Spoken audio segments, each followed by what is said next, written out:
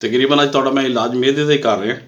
सीने च जिहड़ी जलन हुंदी तुहाडे, बदहज़मी आंदी, डकार खट्टे आंदे ने, तेज़ाबियत हत्थां दे विच, पैरां दे विच, तलियें च अग निकलदी है, इनू ख़त्म करने वास्ते ये अद्वियात जिहड़े बनी हुई ने, तुसीं अगर घर माजून बनाओगे करोगे तो तुहानूं बड़ा टाइम लगेगा।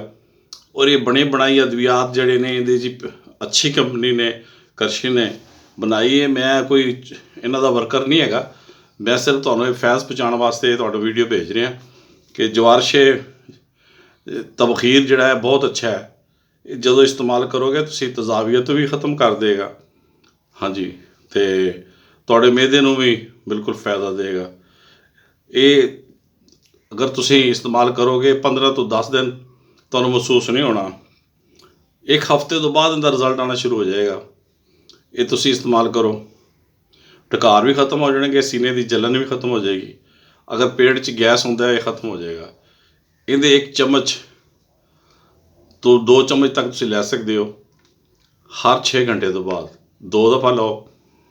और तलियां चीज़ां, वड़ा गोश्त बिल्कुल बंद जे। सब्जियां का इस्तेमाल करना तुसीं जी ज़्यादा, और ये अद्वियात इस्तेमाल करो इंशाअल्लाह।